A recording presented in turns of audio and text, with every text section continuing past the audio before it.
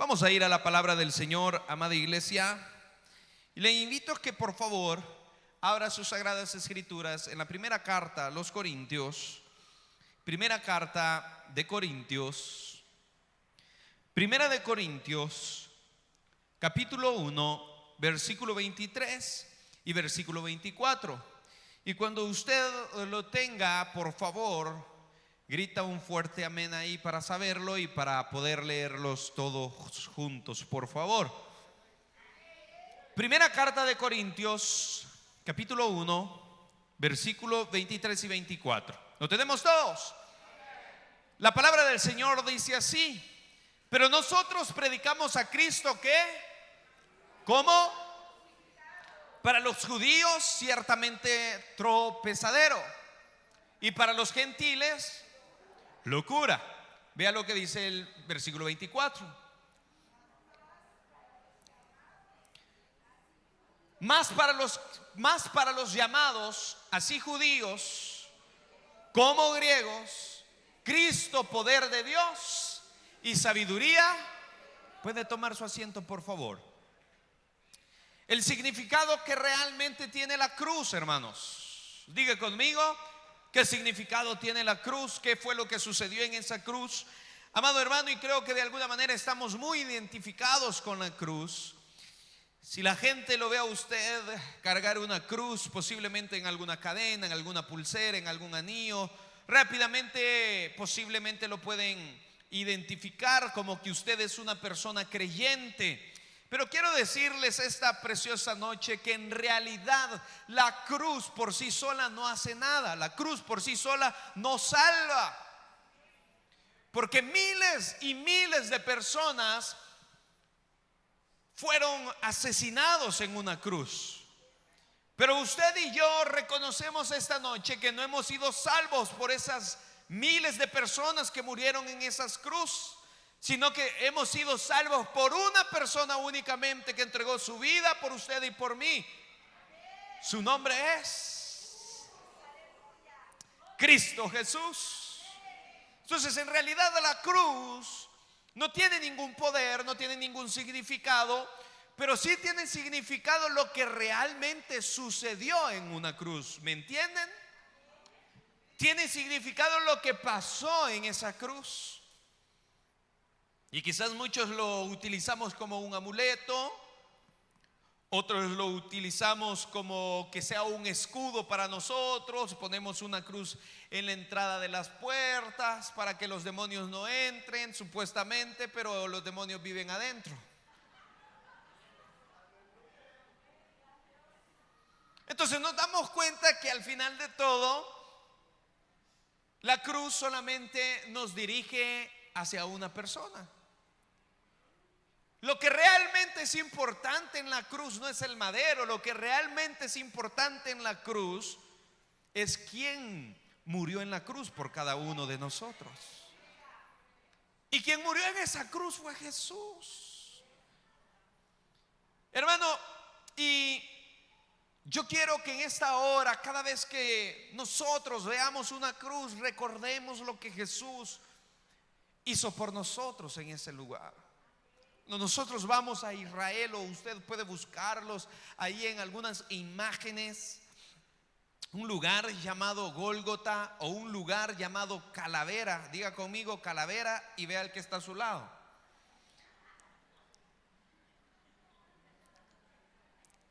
Ese lugar llamado Calavera, Gólgota, en Israel, se cree, y algunos han estudiado y han dicho que Jesús fue colgado en un madero, en una cruz, en ese lugar llamado Gólgota. Un lugar de sufrimiento, un lugar de tormento, un lugar de dolor. Recuerde todo lo que Jesús, cuando usted lee las Sagradas Escrituras, recuerde todo lo que Jesús tuvo que atravesar, todo lo que Jesús tuvo que vivir en esa cruz. ¿Todo por qué? Por ser inocente. Porque él no había cometido absolutamente nada. Le recuerdo que en la cruz solamente morían personas que eran asesinas, que eran ladrones. Los peores siempre morían ahí. Y Jesús, ¿qué fue lo que hizo de mal? Es más, estaba un hombre llamado Pilato que aún hasta él mismo se preguntaba y él mismo decía: ¿y qué es lo que este hombre ha hecho para que toda la multitud quiera que este hombre muera en una cruz? Pero nosotros recordemos todo lo que Jesús hizo. Diga conmigo, por favor, esta noche: lo hizo por amor a mí. Hermano, ¿usted no se siente dichoso por eso? Usted no se siente dichoso porque quien debía de cargar una cruz era usted. Usted no se siente dichoso porque quien debía ser castigado era usted. Porque quien debía ser torturado era cada uno de los que estamos aquí. Y aún así, quizás siendo torturados, no podíamos tener acceso delante del trono de la gracia. Quizás aún siendo nosotros torturados y que las personas hicieran con nosotros lo que quisieran y colgarnos de un madero, quizás no era suficiente, amado hermano. Por eso vino un hombre llamado Jesús a morir por amor a usted y a mí. Pero el significado que tiene la cruz es que Jesús pagó un alto precio por amor, hermanos. Y muchas veces nosotros solamente lo menospreciamos, solamente decimos: ah, sí, la cruz, Jesús otra vez. Y se los he dicho, vemos la pasión de Cristo y lloramos, pero vivimos y seguimos queriendo hacer, o queremos seguir viviendo nuestro propio estilo de vida como a nosotros se nos antoja, y se nos olvida lo que verdaderamente significa la cruz, lo que verdaderamente Jesús hizo por amor a cada uno de nosotros. Y cuando nosotros vemos la cruz, hermanos, el imperio romano, los griegos creían en sus dioses, y por eso el apóstol Pablo dice estas palabras que podemos nosotros recordar esta noche. Pero nosotros predicamos a Cristo como crucificado. Pero nosotros predicamos a Cristo crucificado, decía el apóstol Pablo. Para los judíos ciertamente es tropezadero, porque los judíos no podían concebir, en su mente no cabía que un hombre decía ser el Hijo de Dios, que un hombre decía ser Dios, pero había sido colgado en un madero. En la mente de los judíos no cabía que un hombre viniese a la tierra a decir que él era el libertador, el Mesías, pero que tuvo que ser colgado en un madero. Y más adelante dice el apóstol Pablo: y para los gentiles locura. Para los griegos ellos creían que todos los dioses en los cuales ellos creían eran inmortales supuestamente.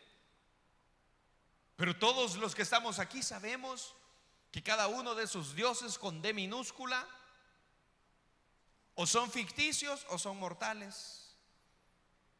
Pero Jesús viene y se mete en todos estos que dicen ser dioses. Jesús viene y rompe todas aquellas costumbres que supuestamente decían estos hombres. ¿Por qué? Porque viene Jesús y muere en una cruz. Pero no se queda solamente ahí.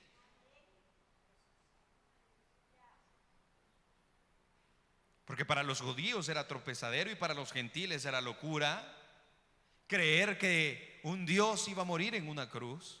Pero Jesús lo hace. Pero Él demuestra que no lo hace por Él, que Él demuestra que no lo hace porque Él era el que tenía que pagar el pecado que Él había hecho. Porque en la palabra de Dios nosotros nos damos cuenta que Él era un hombre 100% hombre y 100% Dios. Significa que era 100% santo. Dice la Escritura que Él no conoció pecado.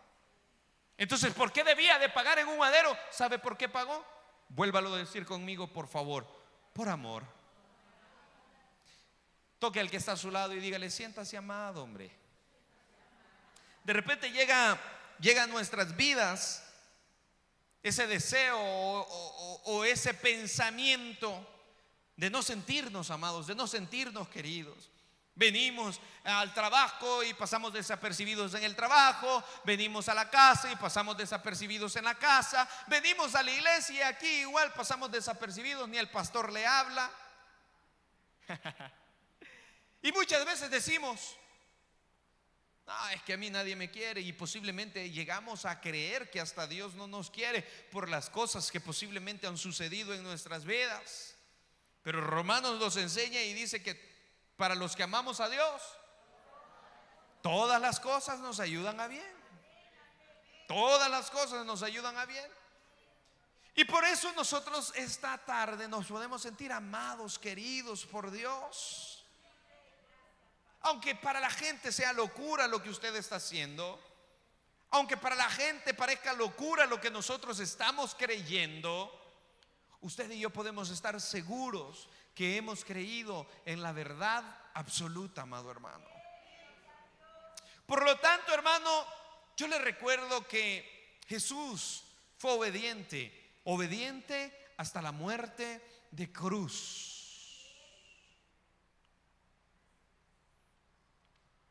Y nosotros nos damos cuenta que lo que sucedió en la cruz, hay poder, hermano.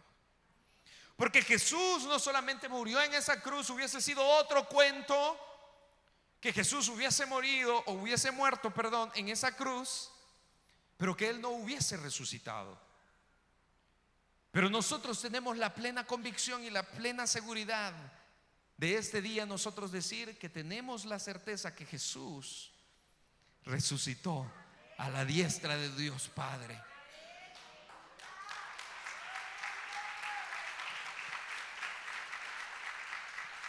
Y lo que sucedió en la cruz, hay poder, hermanos. Lo que sucedió en esa cruz, hay poder. ¿Y qué fue lo que sucedió en aquella cruz? En primer lugar, lo que sucedió en aquella cruz fue un reconcilio. Diga conmigo, un reconcilio. ¿Cuántos de los que estamos aquí hemos pecado ya siendo creyentes? ¿Cuántos pecaron este día? Levante la mano. Me gusta estar con gente sincera, con gente real. A mí, si hay algo que me choca, es aquella gente que quiere aparentar algo que no es. A mí, si hay algo que me molesta, aquella gente que quiere aparentar algo que nunca fue, que hasta quiere cambiar su manera de hablar. Van a Estados Unidos un par de días, vienen a El Salvador y ya vienen hablando como que son mexicanos. ¿Ha visto de esos? ¿O sí? Van a comprar ahí donde está la señora vendiendo chuco y le preguntan qué es. ¿Qué es eso?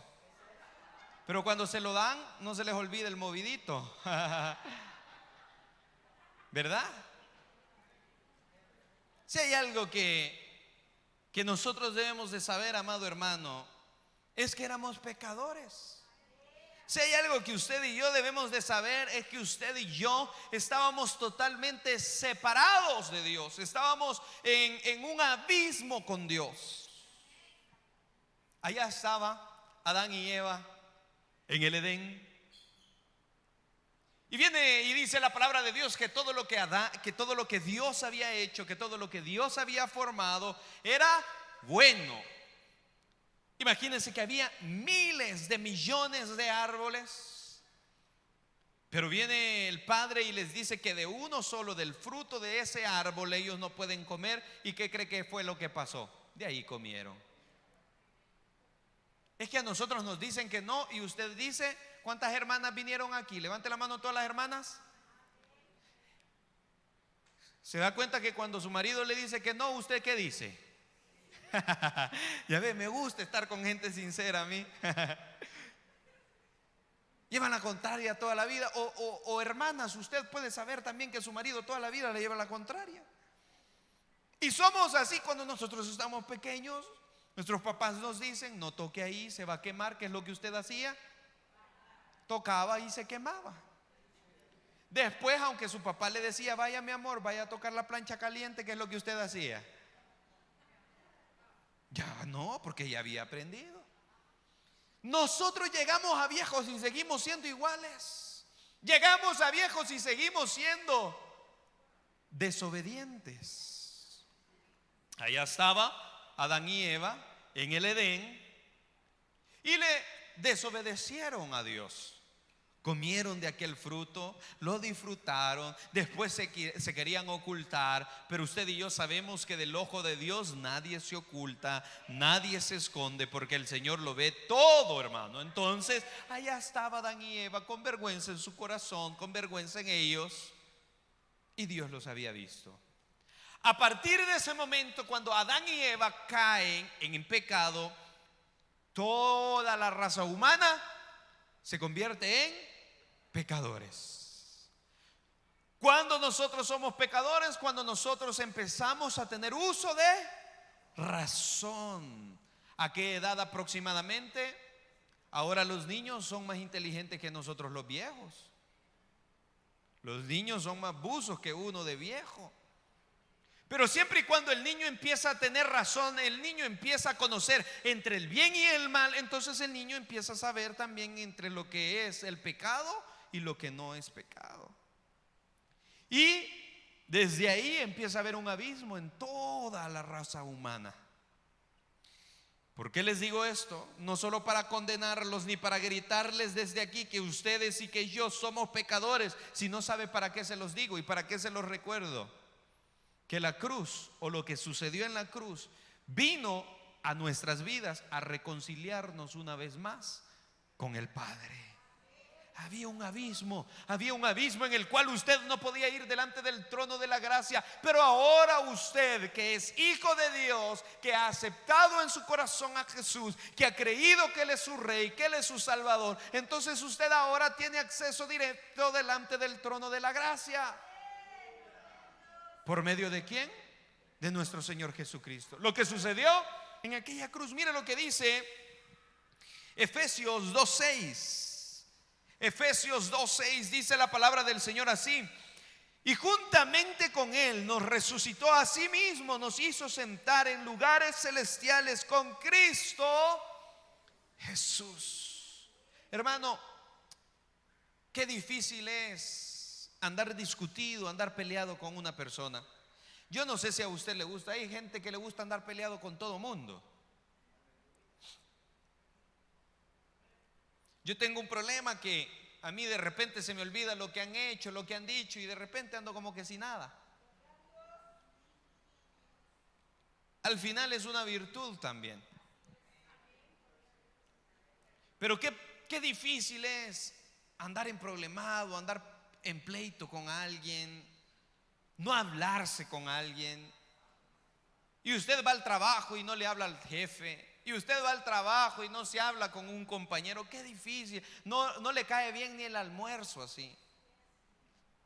Pero más difícil es que usted venga a la iglesia y que usted no le hable a un hermano. Qué difícil es que venga a la iglesia y que diga: ay, esta vieja chambrosa otra vez, vámonos por la otra puerta. Qué difícil es que vengamos a la iglesia y de repente no tengamos la comunicación, o que digamos: es que a mí me cae mal esta gente. Había una joven por aquí que todos los días me decía: mira, quiero hablar con vos. Yo ya sabía qué es lo que me iba a decir. Me iba a poner queja de todo el mundo, porque me decía: mira, en esta iglesia nadie me quiere, me decía. Todos están en contra de mí, todos me ven raro, todos me ven feo. Hasta que un día me cansé y le dije: mira, tranquila, si el mundo no gira alrededor de vos, hombre. La gente ni siquiera se fija si venís o no, y vos estás poniendo quejas. Anda a la iglesia, busca del Señor y ya estuvo, le dije. Pero qué difícil es entrar a una iglesia y estar en pleito con los mismos hermanos. Pero más difícil es llegar a la casa y estar empleitado con la familia. Ay, qué difícil es que usted tenga que llegar a la casa y usted no le habla a su hijo, o su hijo no le habla a usted. Qué difícil es cuando usted llega a la casa y posiblemente su pareja ande enojada o enojado y la pareja no le habla. Ay, si ni la cena le cae bien. Qué difícil es estar así. ¿Y por qué les digo esto? Porque así estábamos nosotros con Dios, separados, totalmente alejados, porque el Señor porque Dios Sabía que nosotros habíamos sido pecadores o que estábamos siendo pecadores, pero para eso envió a su Hijo unigénito a morir por usted y por mí. ¿Para qué? Para que ahora nosotros pudiésemos tener reconcilio delante del trono de la gracia, hermanos. Entonces, ¿qué fue lo que sucedió en aquella cruz? El Padre nos reconcilió. ¿Qué más ha sucedido en aquella cruz? El Señor nos ha separado del mundo. Dígale que está a su lado: usted y yo somos separados del mundo. En el mundo estamos, pero no pertenecemos a este mundo. Jesús en repetidas ocasiones incitaba a sus discípulos y les decía que pusieran su mirada, que pusieran su mira en las cosas de arriba, no en las cosas de la tierra, porque aquí se arruinan, se corrompen, le roban todo, pero en las cosas del reino de los cielos nada se arruina y nada le roban, porque allá no entran los mañosos.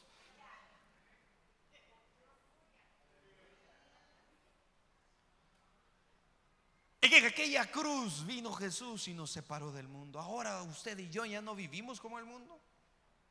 Ya no tenemos las mismas prácticas del mundo. Ya no hablamos como el mundo habla. Es más, ya no pensamos como el mundo piensa. Porque para muchos esto es locura lo que nosotros estamos haciendo, pero como para Cristo, como nosotros, hacemos las cosas para Cristo, no nos es locura, hermano. Mire lo que dice la palabra del Señor en la carta de Gálatas. Gálatas 6:14. Gálatas 6:14 dice así: pero lejos esté de mí gloriarme, sino en la cruz de nuestro Señor Jesucristo, por quien el mundo me ha crucificado a mí y yo, decía el apóstol Pablo. Y eso es lo que cada uno de nosotros debemos de hacer. El significado de la cruz, lo que sucedió en esa cruz, o lo que en realidad pasó en esa cruz. Hay poder, amada iglesia, porque nos separó del mundo, porque ahora nosotros ya no pertenecemos más al mundo. Ya no vivimos en nuestros delitos, en nuestros pecados, ya no. Ahora usted y yo somos nueva criatura en Cristo Jesús. Lo que sucedió en aquella cruz fue que Jesús nos hizo hombres y mujeres nuevos. Mire lo que dice Romanos 6:6. Romanos 6:6. Dice la escritura así: sabiendo esto, que nuestro viejo hombre fue crucificado juntamente con él, para que el cuerpo del pecado sea, ¿qué? A fin de que no sirvamos más al pecado. Jesús era santo. Jesús fue santo. Jesús no conoció pecado. Por lo tanto, la iglesia amada de Dios debe de aprender a vivir en santidad. Yo no sé si a usted le cuesta, pero a mí me cuesta vivir en santidad. Sí, porque aquí podemos venir y decir que somos santos y decir que no cometemos pecado. Pero como nadie le conoce la mente más que Dios, usted le puede mentir al hombre, pero a Dios no. Y la misma palabra dice que no hay justo ni aún uno, hermano.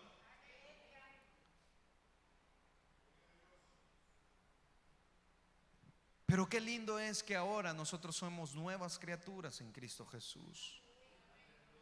Que las viejas prácticas, que aquellas cosas que nosotros hacíamos o que nosotros vivíamos para el pecado, ahora nosotros podemos saber que vivimos para Cristo Jesús. Y que el cristiano debe de aprender a vivir en santidad. Que aunque sea difícil, con Cristo Jesús lo podemos todo. Muchas veces decimos, cuando queremos conseguir un trabajo, queremos hacer algo, decimos: ay, yo todo lo puedo en Cristo que me fortalece. Claro, pero cuando queremos pecar no decimos eso. Lo que decimos es: ay, pastor, es que la carne es débil. Que la carne es carne, la carne es chuca, claro. Pero también podemos decir, ¿por qué? Porque estamos separados del mundo, porque en esa cruz Jesús vino a dar un sentido diferente, nuevo a nuestra vida. Y en esta hora nosotros podemos decir que somos nuevas criaturas en Cristo Jesús. Y para terminar, Gálatas 3:1. Gálatas 3:1 dice la palabra del Señor, para inspirarnos a la obediencia. Para inspirarnos a la obediencia es el significado de aquella cruz, o lo que sucedió en aquella cruz. Así como Jesús fue obediente, así cada uno de nosotros debemos de ser obedientes. Dice la Escritura: oh Gálatas insensatos, ¿quién os fascinó para no obedecer a la verdad? A vosotros, antes cuyos ojos Jesucristo fue ya presentado claramente entre vosotros como crucificado. Jesús fue obediente. Ahora los hijos de Dios, los que siguen a Cristo, aquellos que decimos ser discípulos de Él, debemos de aprender a vivir en obediencia. Póngase de pie, por favor, amada iglesia.